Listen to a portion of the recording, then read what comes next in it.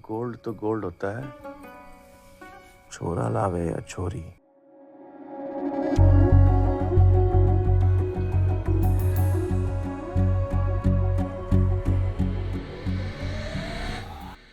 देख, मैं लड़कियों को यही कहना चाहूँगी कि अपने सपनों के सामने कभी मत झुको और जो आप करना चाहती हैं उसको पूरी मेहनत और शिद्दत के साथ करो। पहलवानी तो सिर्फ छोरे करें। हमारी चोरियां चोरों से कम है के?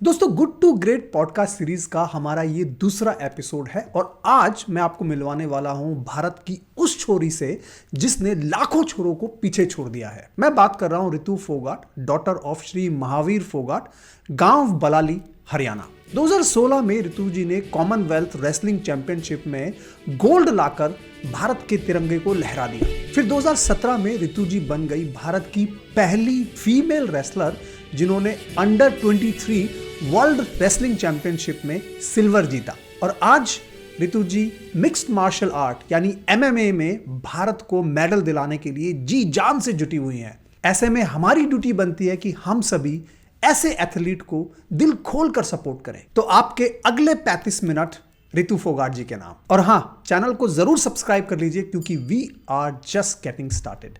Enjoy this episode. Ritu ji, अपना समय देने के लिए बहुत धन्यवाद। 2016 में जब कॉमनवेल्थ गेम्स में आपको गोल्ड मिला, तब कैसा लगा आपको? देखिए, काफ़ी अच्छा लगा कि मैं इतनी मेहनत करी थी जिस चीज़ के लिए हम मतलब एक सपना था कि हाँ, हम देश के लिए मेडल जितने बहनों ने किया है, तो काफ़ी अच्छा लगा क्योंकि मेडल से पहले बहुत सारी इंजरी भी हुई है। कई बार मन में डर सा भी हुआ कि पता नहीं मैं कर पाऊँगी नहीं कर पाऊँगी, वो सारी चीज़ें मतलब दिमाग में रही हैं। लेकिन जब आप एक मेडल लेके आते हो तो वो सारी चीज़ें मतलब एक इमोशनल मोमेंट होता है और एक प्राउड मोमेंट, तो दोनों चीज़ें एक साथ थी और काफ़ी अच्छा लग रहा था कि हाँ, मैंने कर दिखाया, मतलब मैंने देश के लिए मेडल लेके आ गई। तो उस वक्त जब आपने गोल्ड मेडल जीता जी, तो सबसे पहला कॉल किसको लगाया आपने? देखिए उस टाइम पे फ़ोन वगैरह नहीं होते थे और हमारे पास भी ये था कि भाई घर जाके मतलब सबको बताना है और पापा भी खुश होंगे। लेकिन पापा को तो यही था कि मतलब ओलंपिक में मेडल लेंगे पापा तभी खुश होंगे। नहीं, हमारे लिए तो कॉमनवेल्थ गोल्ड जब आपने लिया तो बड़े ही सबके लिए, हमारे देश के लिए बहुत फक्र की बात थी उस वक्त। और जब आप मेडल जीत के आए तो गांव में कैसा माहौल था? आपके घर में कैसा माहौल था? देखिए, घर में काफ़ी खुशी का माहौल था कि बेटी ने देश के लिए मेडल जीता है और गांव वालों में भी मतलब पूरे खुश थे और ढोल नगाड़ों से उन्होंने स्वागत किया और एयरपोर्ट पे लेके आए। तो वो चीज़ें काफ़ी मतलब वो चीज़ काफ़ी प्रेरित भी करती, काफ़ी मोटिवेट भी करती हैं और काफ़ी अच्छा भी लगता है और आगे के लिए मेहनत करने के लिए भी वो चीज़ हमें काफ़ी मोटिवेट करती है। तो काफ़ी अच्छा लगा कि इतना सम्मान मिल रहा है। रितु जी, बहुत सारी बातें मुझे करनी है और अगर हम खड़े रहेंगे तो शायद आप थक भी जाओगे। तो चलिए थोड़ा बैठते हैं और ढेर सारी बातें करते हैं। जी बिल्कुल। रितु जी, जब आपकी बड़ी बहन गीता फोगाट जी, उनको जब कॉमनवेल्थ गेम्स में गोल्ड मेडल मिला था, तब आप कितने साल की थी और आपके दिमाग में उस वक्त क्या चल रहा था?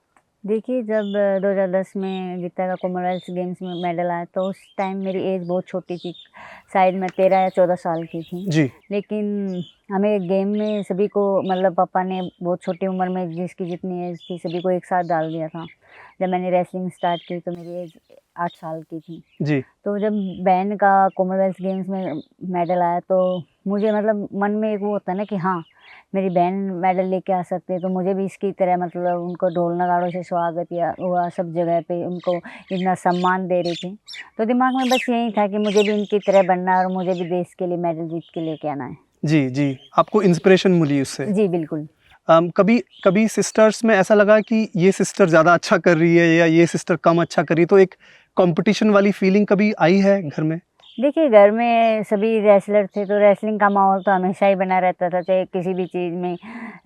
जब टीवी देखने की बात होती थी तब भी हमारी रेसलिंग होती थी, तो हर चीज़ में मतलब रेसलिंग कंपटीशन रहता था। लेकिन वो जो कंपटीशन था वो एक हेल्दी कंपटीशन बोल सकते हैं हम, हेल्दी कंपटीशन था। तो बिल्कुल घर में चलती रहती थी ये चीज़ें। जी। और कभी ऐसा कुछ लगा कि बहनों में एक, कभी हम लोग सारे ह्यूमंस हैं, जी जेलसी कभी हुई हो कि मतलब एक बहन ने अच्छा किया, कभी को ऐसा हो जाता है, ऊंचा नीचा होता है जब गेम है, स्पोर्ट्स हैं, तो कभी ऐसा जेलस वाला फीलिंग हुआ आपको कभी? देखिए जेलस तो कभी नहीं हुआ, क्योंकि मुझे जो मेरी बड़ी बहन है गीता और बबीता, मुझे हमेशा से यही था कि मुझे हमेशा वो हमेशा मेरे लिए प्रेरणादायक रही हैं। और जब से मैंने रेसलिंग स्टार्ट किया है उनको देख के बड़ी हुई हूँ, और उनके जैसे ही बनना चाहती थी मैं, और यही था कि मुझे इनके जैसे बनना है, और इन्होंने देश का नाम किया है, मुझे भी मतलब इनसे बढ़ के करना है। जी, जी, बहुत बढ़िया। और आपके पिताजी महावीर फोगाट जी, जी।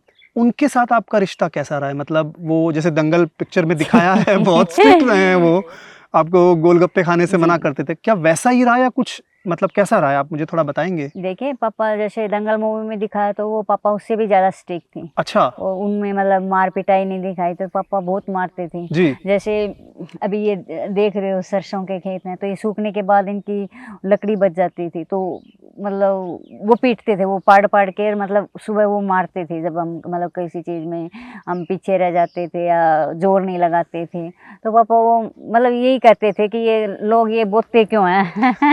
अच्छा, मतलब इनके डर लगा रहता था इस खेती का कि भाई ये सूखने के बाद फिर वो डंडी रह जाती थी। तो लेकिन पापा हमें मना करते थे गोलगप्पे, मतलब कोई भी स्पाइसी चीज़, जो परांठे भी नहीं खाने देते थे। तली हुई कोई भी हाँ, चीज़। तली हुई कोई भी चीज़ नहीं खाने देते थे।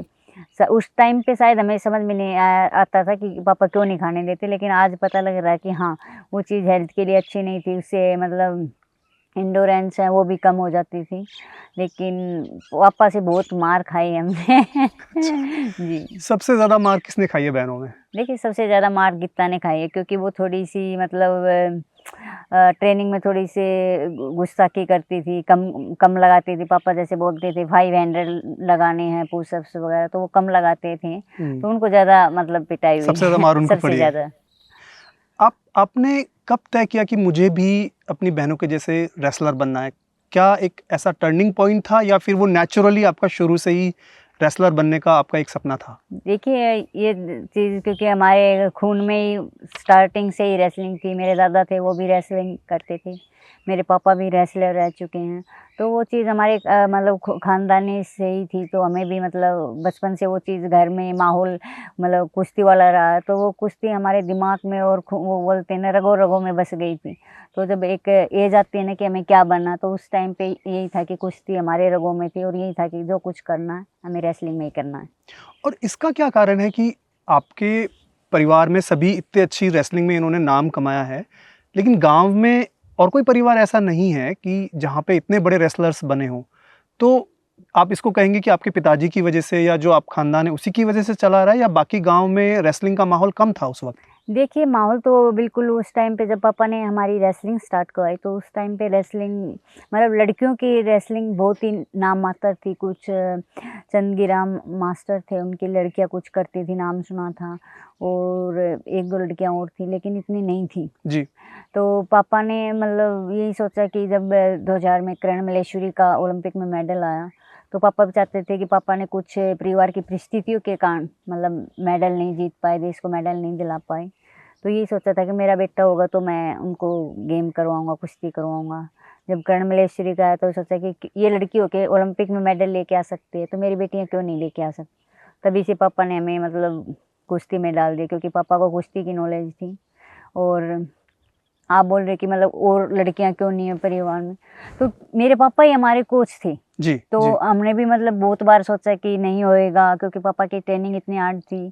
तो और भी लड़कियां आई थी, लेकिन पापा की इतनी मेहनत और वो सारी चीज़ देख के मतलब उनके कुछ परिवार ने सपोर्ट नहीं किया और कुछ उनका भी मन नहीं किया, तो हम तो कहीं भाग भी नहीं सकते थे। जी, जी, जी, तो घर में ही पापा ही कोच थे, तो कोई ऑप्शन नहीं था हमारे पास। जी। ये जो डायलॉग है जो हमने दंगल मूवी में सुना था, हमारी चोरियां चोरों से कम है कि जी, जी। ये पिताजी बोलते थे आपके? देखिए, मेरे पापा ये मतलब स्कूल में भी कुछ होता था कि भी लड़कियां ये कर रही हो, मतलब उस टाइम पे पापा बोलते ही थे कि भी मेरी लड़कियां ना बेटों से बिल्कुल भी कम नहीं है। जी, जी। तो मतलब ये डायलॉग वहीं से है कि अच्छा, वहीं से बिल्कुल निकला हाँ, है। बोलते थे हर जगह पे, कहीं पे भी थे।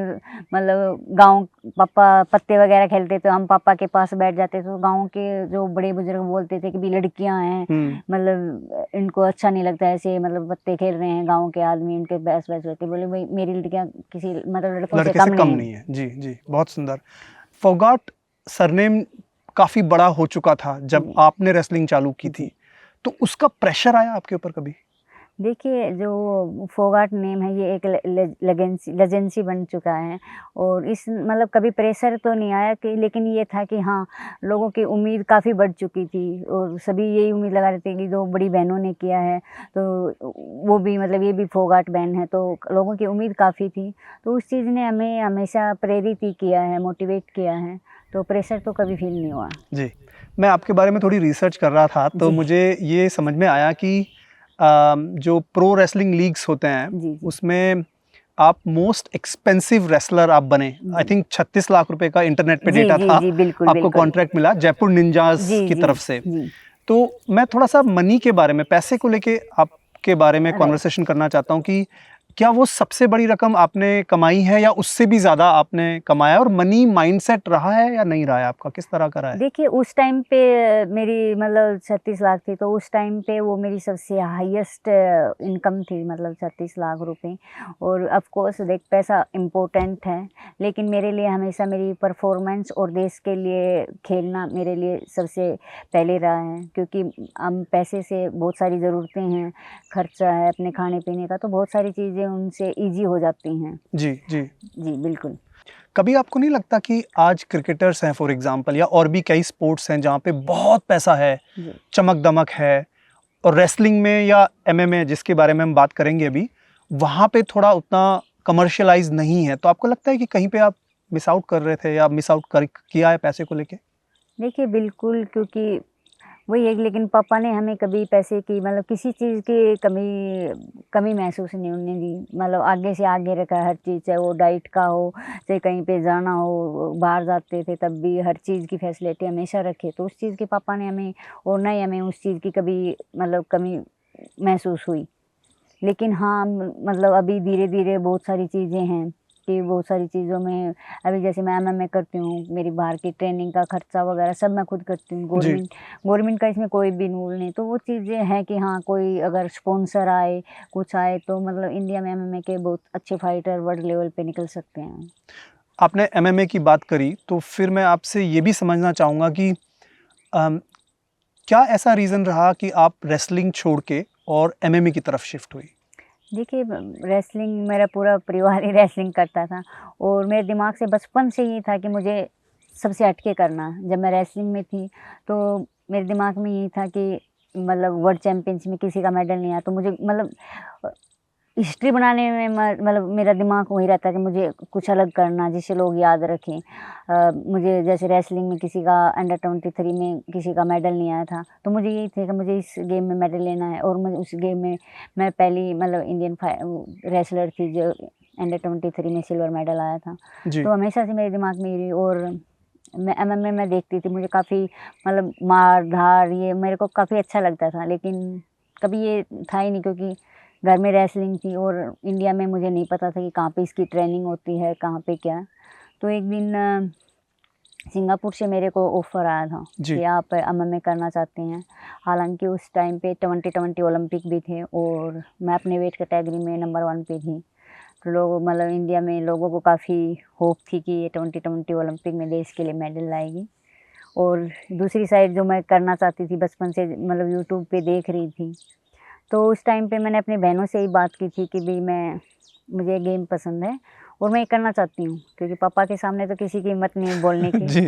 तो उन्होंने ही पापा से बात की, लेकिन पापा ने मेरा पूरा सपोर्ट किया। बोले कि आप जो कुछ भी करना चाहे तुम करो, लेकिन अपने यही सबसे पहला यही है कि देश के लिए मेडल लेके आना, चाहे वो स्पोर्ट्स कोई भी हो। जी, जी। जी।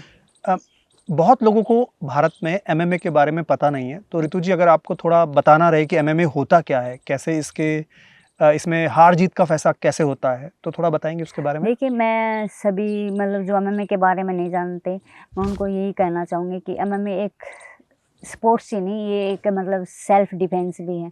तो हर किसी को अगर स्पोर्ट्स के ज़रिए नहीं तो ऐसे भी मतलब एमएमए हर किसी को सीखना चाहिए। ये आपको शारीरिक और मानसिक के अलावा आपको सेल्फ डिफेंस स्किल भी सिखाता है, जी, जी। आत्मनिर्भर बनाता है। तो बिल्कुल, और एमएमए ये 5 गेम का स्पोर्ट्स है। लोग देखते हैं, सोचते हैं कि ये खून खराबे का है, हुँ। इसमें बहुत सारी चोटें लगती हैं, लेकिन जब आप किसी चीज़ की डेली प्रैक्टिस करते हो तो उस चीज़ में आप माहिर हो जाते हो। तो जैसा देखने में लगता है वैसा कुछ भी नहीं है। अच्छा, तो इसमें जैसे 5 जो स्पोर्ट्स हैं एमएमए में, वो कौन-कौन से हैं जो इसमें? इसमें मतलब रेसलिंग है, बीजेजे ब्राज़ीलियन जिजित्सु बोलते हैं वो है, इसमें किक बॉक्सिंग है, इसमें मुay थाई है और इसमें बॉक्सिंग है। अच्छा, तो पाँचों को मिला के ये एमएमए एक हाँ, बनाया हाँ। गया था। जी, जी। और इसमें सबसे बड़ी चैंपियनशिप कौन-सी होती है एमएमए में? इसमें मतलब अपनी वेट कैटेगरी में चैंपियन बनना होता है। जी। जी, तो अलग-अलग मतलब जो भी टॉप होता है उनकी फ़ाइट होती है, जैसे रैंकिंग होती है कि भई जो भी टॉप रैंकिंग पे उनकी फ़ाइट करवाते हैं, जो भी चैंपियन बनता है फिर बाद में जो रैंकिंग के हिसाब से उनकी चैंपियनशिप फ़ाइट करवाते हैं। जी। इसमें वर्ल्ड चैंपियन बनता है। तो इसकी चैंपियनशिप जैसे आप मुझे नाम बता सकते हैं कौन-सी हैं? और मतलब सबसे बड़ी, जैसे हम कहते हैं ना टेनिस के लिए विंबलडन। नहीं, इनकी मतलब वर्ल्ड चैंपियन मतलब चैंपियनशिप एक इंडिविजुअल अलग-अलग वेट कैटेगरी की वो होती हैं। जी। वैसे फाइट होती रहेंगी आपकी, जब आप रैंकिंग में टॉप पे आ जाओगे आपको कोई मतलब नहीं है तो आप जिसके पास बेल्ट है जो चैंपियन आप उसको चैलेंज कर सकते हैं। अच्छा, आप चैलेंज कर सकते हो उनको? हाँ जी, अगर ओके। मैंने सभी को हरा दिया और मैं टॉप 1 रैंकिंग में नंबर 1 पे हूँ और जो मेरे वेट कैटेगरी में चैंपियन है कोई भी लड़की है तो मैं उसको चैलेंज करूँगी कि हाँ, मैं मतलब आपके लिए बेल्ट के लिए मैं फाइट करना चाहती हूँ। और अभी आप किस वेट कैटेगरी में हैं? Autumn weight 52। 52। हाँ जी। तो ओके, 52 वेट कैटेगरी में आप हैं हाँ जी। और उसमें आप अभी एमएमए में फाइट्स करते हैं। जी। एमएमए में मैंने देखा, जब 1-2 फाइट्स देखी मैंने, तो काफ़ी उसमें ब्लड निकलता है और वो तो रियल एकदम फाइट है। जी। तो उसमें इंजरीज़ जो होती हैं, मतलब वो होती हैं कैसे? सबसे बड़ी इंजरी हुई है तो कैसी हुई है आपको अभी तक? देखिए इंजरी तो हर स्पोर्ट्स कोई भी स्पोर्ट्स लोगे तो इंजरी तो एक स्पोर्ट्स पर्सन का वो बोलते हैं गहना होता है, वो तो हर किसी को पहनना पड़ता है। तो बिल्कुल मेरे भी बहुत सारी मतलब इंजरी हुई है, फाइट में भी मतलब बहुत सारे कट लगे हुए हैं जी। और फिलहाल मेरे नी में हुई थी, हुँ, हुँ। लेकिन अभी बेटर है। तो उन चीज़ों को मैं मतलब अच्छे से उनका रिहैब करके मैं अपने एक्सरसाइज मतलब कंटिन्यू करती हूँ और फोकस करती हूँ अपनी ट्रेनिंग पे। जी। एमएमए में जो फाइट्स होती हैं उसमें मनी वाइज़ किस तरह का होता है? आपको काफ़ी पैसा है, रेसलिंग से बेटर है, कम है, किस तरह का है, आप थोड़ा बताएँगे? देखिए जो ऑर्गेनाइज होती हैं वो मतलब साइड एथलीट को देख के सभी का डिफरेंट डिफरेंट होता है। तो मैं ये कहूँगी कि हाँ, रेसलिंग से अच्छे पैसे हैं और पैसे से ज़्यादा ये है कि मैं चाहती हूँ कि वर्ल्ड लेवल पे क्योंकि इंडिया से कोई भी एमएमए का इतना अच्छा फाइटर नहीं, क्योंकि यहाँ पे अच्छी ट्रेनिंग फाइटर बहुत हैं, जी। बहुत सारे मैंने देखे हैं, बहुत अच्छे-अच्छे फाइटर हैं और मतलब उनको एक प्लेटफ़ॉर्म नहीं मिल रहा। तो आप एमएमए की फाइट की अगर आप प्रैक्टिस करने जाते हो, तो आप कहाँ जाते हो? कौन से देश जाते हो? देखिए अलग-अलग कंट्री में होते हैं, तो अभी मैं थाईलैंड में कर रही हूँ। हुँ, हुँ। पहले मैंने 4 साल सिंगापुर में किया है हुँ, हुँ। और मैं यूएसए में भी गई हूँ। तो बहुत सारी अलग-अलग कंट्री में विज़िट करती हूँ, लेकिन थाईलैंड फ़िलहाल मैं टाइगर मुay थाई है पुकेट में, तो वहाँ पे बेस्ट सेंटर है, दुनिया के वर्ल्ड लेवल के फाइटर वहाँ पे आते हैं, कैंप लगाते हैं। तो ये जैसे कैंप्स लगते हैं, तो जो भी आपका खर्चा होता है, आप खुद उसको अपने पॉकेट से बेयर करते हैं? जी, बिल्कुल। आपको मतलब आप सुनोगे तो आपको ये नहीं लगेगा कि बिल्कुल मैं सब अपने मतलब जेब से करती हूँ, सारा फैमिली वो चीज़ करती हैं। वहाँ पे रहने का, वहाँ पे ट्रेनिंग का, वहाँ पे खाने का और सब सारी चीज़ें। तो भारत स्पोर्ट्स जो हमारी मिनिस्ट्री है, क्या वहाँ से फंड्स आपको नहीं मिल सकते? आपने कोशिश करी है, उनको रीच आउट करा है कि भई इस तरह के हम बाहर जाके सीखना चाहते हैं, क्योंकि हमारे यहाँ फैसिलिटीज़ उतनी अच्छी लेवल की नहीं है, तो क्या आपको वहाँ से फंडिंग वगैरह नहीं मिलती है? देखिए अभी इससे पहले ये गेम गवर्नमेंट के अंडर में नहीं था, ओलंपिक में नहीं था, किसी मतलब नहीं था। ये एक शायद प्राइवेट ऑर्गेनाइज वगैरह करते, शायद गवर्नमेंट इसमें इन्वॉल्व नहीं थी, लेकिन इनको फर्स्ट टाइम एशियन गेम्स में इन्वॉल्व किया है। तो मैंने खेल मंत्री, स्पोर्ट्स मिनिस्टर जो हमारे हैं उनसे भी मैंने बात की कि कैसे हम एमएमए को इंडिया में, क्योंकि इंडिया की फेडरेशन पहले से 4-5 बनी हुई है, कोई मतलब गवर्नमेंट से ऑर्गेनाइज नहीं है। तो मेरा यही है कि भी एक अच्छे बॉडी के हाथ में वो जाए, न कि एक पॉलिटिक्स जो अपने फ़ायदे के लिए आजकल जो चल रहा है, तो ऐसी चीज़ ना हो। एक क्योंकि ये बहुत ही अच्छा एक स्पोर्ट्स है एमएमए, सेल्फ डिफेंस के रिगार्डिंग भी और वैसे। तो मैं चाहती हूँ कि ये अच्छे उसमें जाए और आगे जो लोग करना चाहते हैं उनके लिए एक अच्छा प्लेटफ़ॉर्म तैयार करें, अच्छे कोचेज़ लेके आएँ। जी, बिल्कुल, बिल्कुल। एमएमए जब फाइट्स होती हैं, तो बहुत सारी इंजरीज़ होती हैं, आप अभी एक मदर भी बन चुकी हैं, जी। तो कभी आपके बेटे या हस्बैंड कभी मतलब उनको डर लगता है या कभी आपको ऐसा बोलते हैं कि बहुत डेंजरस गेम है मत करो, इस तरह का कुछ डिस्कशन होता है आपके देखिए परिवार में? बिल्कुल शादी के बाद, क्योंकि हमारी फैमिली ने हमेशा मतलब स्पोर्ट्स किया बचपन से, तो उनको तो उन चीज़ों की आदत है। लेकिन शादी के बाद जो मेरे ससुराल हैं, जी, तो उन्होंने कभी स्पोर्ट्स से उनका दूर दूर से नाता नाता ही नहीं नहीं है। है। तो वो बिल्कुल स्टार्टिंग में भाई क्यों 8 गोड्डी तोड़वाने, बहुत कर ली मैं पहलवानी, अब अपना घर संभाल रही है। उन्होंने बहुत बार कहा, मेरी सासू माँ ने बहुत बार कहा है। जी, लेकिन उन्होंने हमेशा मेरा मतलब साथ दिया कि मैंने कहा कि नहीं, मुझे और करना, जब तक मेरा बॉडी साथ देगी मैं करूँगी। अभी मेरा जो सपना मैं एमएमए में लेके गई थी कि मुझे इंडिया की फर्स्ट एमएमए वर्ल्ड चैंपियन बनना है, जी, तो अभी वो अधूरा है और मैं कर सकती हूँ। तो उन्होंने यही कहा कि ठीक है, अभी बेबी हो गया, बेबी को हम संभाल लेंगे। तो उनका पूरा सपोर्ट रहा है हर चीज़ में। जी, बहुत अच्छा। रितु जी, एमएमए फाइटर्स बहुत सारे हैं वर्ल्ड वाइड। जी आपने कहा आपका सपना है कि आप भारत के लिए नंबर 1 एक टाइटल ला के दें एमएमए में, और वो बहुत ही हमारे लिए प्राउड की बात होगी जब भी ये होगा। जी उम्मीद करता हूँ जल्दी से जल्दी जी हो। बिल्कुल। लेकिन मुझे आपसे ये पूछना है कि इतने सारे अच्छे फाइटर्स हैं वर्ल्ड वाइड, उनमें और आप में आप क्या एक डिफरेंस महसूस करते हो कि आप में ऐसा क्या है जो आप सभी फाइटर्स को बीट कर सकते हो? देखिए मेरे में जो भूख है, मतलब एक भूख ही होती है इंसान को, एक मेरी मतलब मेरे अंदर की भूख ही है, जो मुझे अपने बच्चे को छोड़कर, अपने परिवार को छोड़कर मैं दूसरे देश में जाती हूँ, हर चीज़ को सेक्रीफाइस करती हूँ। तो मुझे लगता है कि मेरे अंदर मतलब वो भूख है जो मुझे मतलब और ज़्यादा हर दिन ज़्यादा से ज़्यादा मेहनत करने को प्रेरित करती है। और ये मेरे देश के जो सम्मान मिलता है, जी। देश के लोगों का जो प्यार मिलता है, वो चीज़ है। जी, जी, बहुत बढ़िया। आपके करियर में अभी तक जो भी आपने रेसलिंग करी है, चाहे एमएमए करी है, सबसे लो पीरियड कौन-सा रहा है जिसमें आपको लगा कि ऋतु मैं बहुत परेशान हूँ एज़ ए पर्सन? ऐसा कभी पीरियड हुआ है, और आप उस पीरियड अगर हुआ है तो कैसे निकले उससे बाहर? देखिए मुझे लगता है कि हर किसी की लाइफ में मतलब उतार और चढ़ाव आते हैं, और बिल्कुल मेरी लाइफ में भी आए हैं लोग कि नहीं अब मेरे से नहीं होएगा, बहुत बहुत बार हुआ कैसे। और जब मैं लॉकडाउन में अकेली थी और वहाँ पे मतलब मैंने इतनी मेहनत की, फैमिली भी नहीं थी, और मैं इतनी मेहनत करने के बाद भी मतलब मैं वो फाइट लूज़ कर जाती हूँ। तो उस टाइम पे मैं सबसे ज़्यादा लो किया कि मैंने इतनी मेहनत की, मैं अपने परिवार से भी इतनी दूर रह रही हूँ मतलब लॉकडाउन में भी, और फिर भी मैं मतलब नहीं कर पाई। वो मेरी बेल्ट के लिए फाइट थी, जी, तो उसमें मैं रह गई थी। तो उस टाइम पे काफ़ी हुआ, फिर मैंने पापा से बात की, फिर पापा ने मुझे मोटिवेट किया कि संघर्ष ही ज़िंदगी है। मतलब वो बोलते हैं मन माड़ा मत कर, मतलब अपना दिल को कमज़ोर मत कर, कहाँ कमी रहेगी वो देख और अपनी और मेहनत कर, आगे जीतेगी। जी। तो उस टाइम पे पापा मतलब उन्होंने काफ़ी मोटिवेट किया, काफ़ी मतलब एनर्जी दी। और सबसे ऋतु जी, सबसे बढ़िया पीरियड आपकी लाइफ में अब तक का कौन-सा रहा है? चाहे वो रेसलिंग में रहा हो, चाहे एमएमए में रहा हो, और उस वक़्त आपको कैसा लगा? देखिए रेसलिंग में भी रहा, जब मैंने बताया कि जब मैं फर्स्ट रेसलर थी जो अंडर 23 में मेरा सिल्वर मेडल आया था, तो उस टाइम पे यही था कि हाँ, कोशिश तो मेरी गोल्ड की थी, हाँ वो थोड़ा रह गया कुछ पॉइंटों से, लेकिन ये था कि हाँ मैं मतलब मैंने थोड़ा हिस्ट्री लिखी है कि मैं पहली वो बनी, तो उस चीज़ की मुझे खुशी थी। कब था ये, कब कौन से पीरियड की बात होगी? शायद 2017। 2017 के हाँ जी। आसपास। जी। कभी एमएमए फाइट्स में ऐसा कभी हुआ है कि आपको लगा हो कि जजेस ने जो डिसीजन दिया है ये, आप उससे सहमत नहीं हो, ऐसा कभी हुआ है? जी बिल्कुल, एमएमए में हुआ था, जब मेरा एमएमए का फर्स्ट लॉज था। जी, तो मुझे लग रहा था, क्योंकि मुझे उस टाइम पे इतना ये नहीं था कि मतलब क्या स्कोरिंग वगैरह होती है। मुझे तो यही था कि वहाँ पे मारना है, जो नीचे गिराएगा वही जीतना है। तो उस फाइट मतलब मैंने की, 3 राउंड हुए। जब हाथ मतलब डिसीजन रेफरी के हाथ में गया, तो मैं सोच रही थी, मैं पूरा मतलब एंजॉय कर रही थी, सेलिब्रेशन अंदर अंदर कर, मैं जीत गई, मतलब ऐसे ऐसे मैं ऐसे खुश हो रही थी। और रेफरी ने जब देखा तो दूसरे का हाथ उठा दिया। आप वीडियो देखोगे यूट्यूब अच्छा पे वीडियो है है। उसका हाँ एक? जी हाँ जी, अच्छा, यूट्यूब पे ओके। है। तो उस टाइम पे मैं काफ़ी शौक थी कि भी ये कैसे हो गया।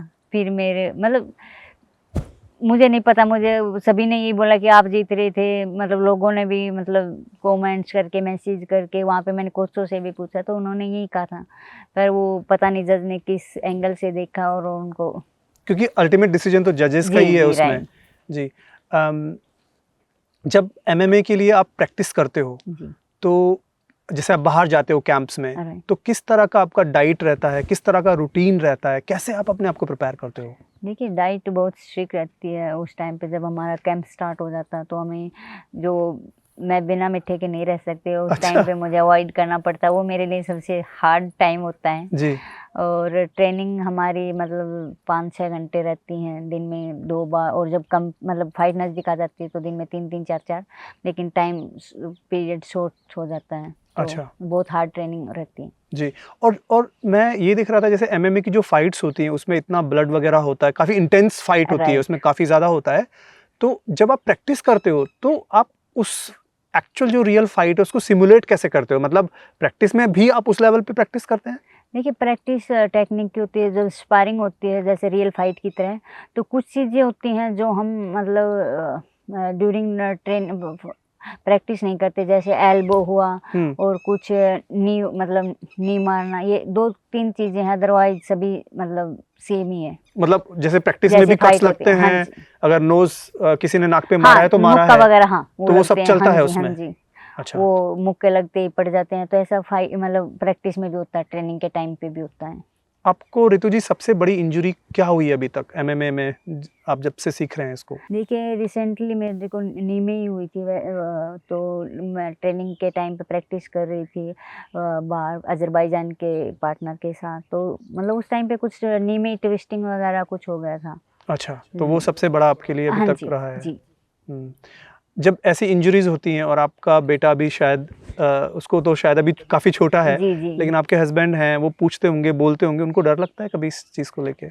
देखिए बिल्कुल वो डरते हैं कि भी क्यों अपने मतलब सब कुछ है, अभी ये परिवार है, बेबी है, तो अपने बच्चे को संभाल, क्यों अपने मतलब इस उम्र में अपने आड़ गोडी तुड़वानी, तो हाँ उनसे सुनने को मिलता है, लेकिन मेरे को यही रहता है कि नहीं मुझे करना है, तो फिर वो हमेशा सपोर्ट करते हैं, ठीक है हम तो तेरे को समझा रहे हैं, तेरे समझ में आ जाए तो देख लो, तेरे को ठीक लगे वो। आपकी शादी ऋतु जी कब हुई थी और कैसे जो आपके हस्बैंड हैं जी। मतलब लव मैरिज थी, अरेंज मैरिज थी, किस तरह से आप मिले, कहाँ मिले, थोड़ा उसके बारे में बताइए प्लीज। देखिए मेरी शादी 8 नवंबर 2022 को हुई थी, तो जो मेरे हस्बैंड हैं वो एक बिजनेसमैन हैं जी। और वैसे उन्होंने मतलब एडवोकेट हैं, उन्होंने लॉ कर रखी हैं।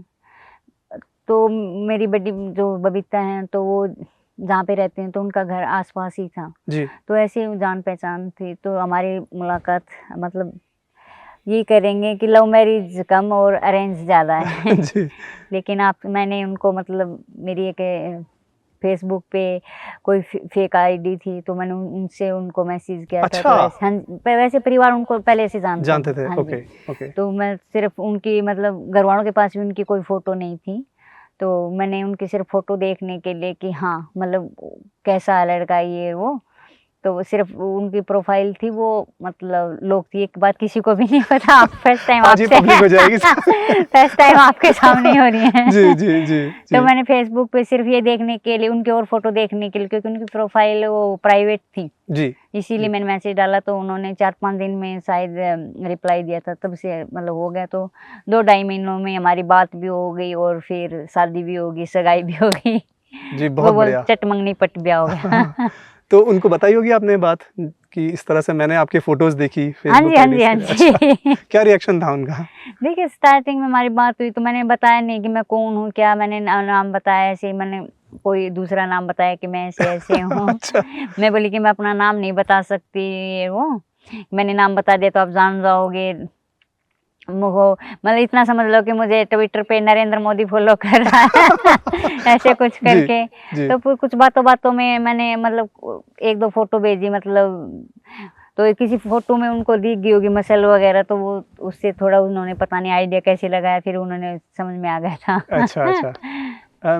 रितु जी जैसे लड़कियों को शौक होता है सजने का, संवरने का, जी, कुछ लड़कियों को साड़ी पहनने का शौक है, किसी को वेस्टर्न पहनने का शौक होता है। जी। आपको इस तरह के शौक रहे हैं बचपन में, नहीं रहे देखिए हैं? बचपन में तो बिल्कुल रहे हैं, लेकिन अभी नहीं है। अच्छा। बचपन में तो ये था कि बाल भी ये बड़े करने हैं, पापा कटवा देते थे, बिल्कुल छोटे-छोटे रखते थे।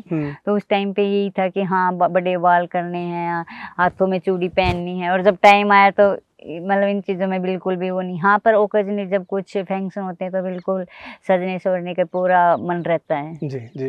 रितु जी एज ए फाइटर अगर आपको अपनी बॉडी में कोई एक चेंज करना हो, मानो आपको बोले भगवान आके कि एक कोई भी चेंज आपको अलाउड है, तो क्या कोई चेंज करना चाहोगे? देखिए मेरा यही है कि मेरे को एब्स बनाने हैं अपने। अच्छा। वो अब तक नहीं बने क्योंकि मेरे से मीठा छूटता है और बिना मीठे एब्स आएंगे नहीं। अच्छा, ऐसा है, बिना मीठे एब्स नहीं आएंगे? मतलब बोलते हैं कि मीठा खाओगे तो नहीं होता, वो फैट वगैरह कुछ होता होगा। अच्छा, तो मेरा ये है कि मेरे एब्स दिखे। एब्स होने चाहिए। वो मतलब पावर के लिए या थोड़ा सा इसके लिए बस कि नहीं अच्छा लगता है एब्स दिखने के लिए। जी जी। आप किस तरह की डाइट पसंद करते हैं? मीठा आपको पसंद है, लेकिन जी। अपने आप को फिट रखने के लिए क्या डाइट फॉलो करते हैं? मैं मोस्टली वेजिटेबल वगैरह और जो जिसमें ज़्यादा प्रोटीन हो वो डाइट, मतलब ज़्यादा हेल्दी और क्लियर डाइट, जैसे वेजिटेबल हो गई, कोई भी हरी सब्जी हो गई, उनको उबाल के वो चीज़ खाना, अंडे वगैरह खा लेती हूँ। जी जी। वैसे मीट वगैरह नहीं आप लेते हैं? नहीं खाती हूँ। खाते हैं? हाँ जी, क्योंकि बाहर जाके इंडिया में ही रहती हूँ तो इतना नहीं खाती, बहुत कम ही। जी। लेकिन जब आउट ऑफ कंट्री जाती हूँ तो मेरे पास कोई ऑप्शन नहीं रहता।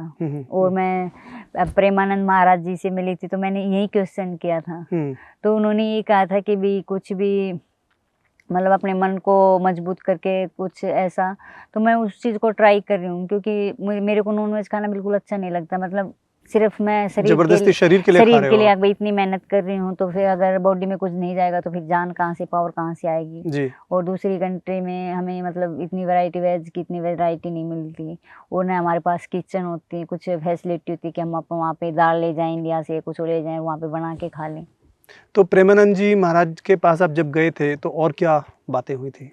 फिर मैंने उनसे एक ही क्वेश्चन किया था, मेरे दिमाग में यही था कि मैं मतलब पूछूंगी कि भी इनका कैसे मतलब इसका सॉल्यूशन निकल सकता है। इस दुविधा से कैसे निकलो आप? जी। तो उन्होंने यही कहा था कि मतलब कोशिश करो और मतलब अपने आप अगर मन में कुछ पक्का ठान लोगे तो मतलब ऑप्शन कहीं ना कहीं से मिल जाएंगे। जी जी जी। रितु जी, सारे सवाल के आपने बहुत अच्छे मुझे आंसर्स दिए हैं, थैंक यू। मैं आपके साथ कुछ रैपिड फायर करना चाहता हूँ। ठीक है, क्विक छोटे छोटे क्वेश्चंस, क्विक आपकी मुझे रिएक्शन चाहिए उस पर। पहला क्वेश्चन, आपके हस्बैंड क्या डरते हैं आपसे? देखिए वैसे तो नहीं डरते, लेकिन कभी कभी मजाक में मतलब बोल देते हैं कि भाई तू पता नहीं कहाँ पे मार देगी तेरे बच्चे। डरते हैं इसका मतलब। अच्छा, क्या आप अपने पिताजी से अभी भी डरती हैं? देखिए वो डर तो नहीं, लेकिन वो सम्मान और वो रिस्पेक्ट है। जी जी। बहनों में जब कभी लड़ाई होती होगी तो किस बहन से ज्यादा लड़ाई होती थी आपकी? देखिए लड़ाई तो मेरी सभी बहनों से होती है, लेकिन बबीता से मेरी मतलब ज्यादा नोक-झोंक रहती, क्योंकि गीता तो कान पे रैपटा मार देती थी। अच्छा। उन पे लड़ाई का, तो बबीता से मेरी थोड़ी बहुत मतलब बराबर की थोड़ी फाइट चलती थी। जी जी। कभी किसी लड़के ने आपको छेड़ा है? कभी किसी लड़के ने नहीं छेड़ा, क्योंकि किसी की हिम्मत ही नहीं हुई, सभी जानते थे कि ये रेसलर है। आपके हिसाब से बेस्ट रेसलर कौन है? देखिए अगर मैं इंडिया की बात करूं तो बजरंग पुनिया मतलब बहुत अच्छे फाइटर है और मतलब रेसलर हैं, और मैं उनको मतलब चाहती हूं कि मैं मतलब ऐसे रेसलर बनूं। और बेस्ट एमएमए फाइटर आपके हिसाब से? लड़कियों में वैलेंटिना, मैंने उनके साथ ट्रेनिंग भी की है, तो जो उनके स्टाइल है, जो उनके लड़ने का तरीका है, और वो वर्ल्ड में कम से कम 11 या 13 बार की चैंपियन रह चुकी हैं। और अगर मेंस की बात करूं जिनको देख के मैंने एमएमए मतलब सीखा है, देखा है, तो वो है खबीब। अच्छा, वैलेंटिना कौन से देश की है ये किर्गिस्तान की। किर्गिस्तान की, ओके। रेसलिंग और एमएमए दोनों में से किस में ज़्यादा आपको मज़ा आ रहा है अभी? मेरे को एमएमए में। एमएमए ज़्यादा मज़ा आ रहा है। अगर आपके बेटे या आने वाली आपकी संतानें बोलें आपको कि मम्मा ये रोक दो, एमएमए मत करो, तो क्या करोगे आप? देखिए मैं उनको समझाऊंगी और उनको मतलब उनको बताऊंगी कि मैं ये क्यों करती हूँ, जो सम्मान मतलब देश का झंडा ऊपर ले जाने में वो चीज़ किसी में नहीं है, मैं उनको वो चीज़ फील करवाऊंगी। इंडियन गर्ल्स के लिए क्या मैसेज है आपका?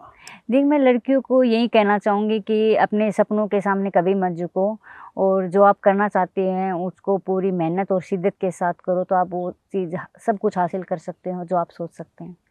अपने परिवार के लिए क्या मैसेज देना चाहेंगे? देखिए मैं आज जो भी हूँ, जहाँ पे भी हूँ, मैं अपने परिवार के मतलब अपने परिवार के सपोर्ट से हूँ, तो मैं हमेशा उनके आभारी रहूँगी। Thank you so much for your time Ritu ji. Thank you. आपसे बात करके बहुत अच्छा लगा मुझे, और मैं ये भी कहना चाहूँगा अपने व्यूअर्स को कि इतनी बड़ी इंस्पिरेशन हो आप हमारे देश के लिए, इतना बड़ा आपने नाम रोशन किया है, सभी बहनों ने किया है, तो मैं आप सभी के लिए जोरदार ताली बजाना चाहूँगा। और thank you Rahul ji, thank you. आपसे मतलब बातें करके, आपके क्वेश्चन और वो सारी चीज़ें, तो मुझे भी काफ़ी मज़ा आया कि मतलब, और मैं भी चाहती हूँ कि आपके साथ मतलब जितने भी लोग हमें देख रहे हैं तो वो जाने कि हमारी मतलब जर्नी उन्होंने दंगल मूवी तक देखी है। मतलब आज भी हम जो स्ट्रगल कर रहे हैं उनको लगता है कि आज हमें सब कुछ अचीव करें, लेकिन आज भी हम अपनी ट्रेनिंग के लिए बाहर जाकर जो स्ट्रगल कर रहे हैं, आज भी हमारा स्ट्रगल कंटिन्यू है। नहीं, आप बहुत अच्छा कर रहे हैं। जी, thank you so much once thank again. You thank जी। यू।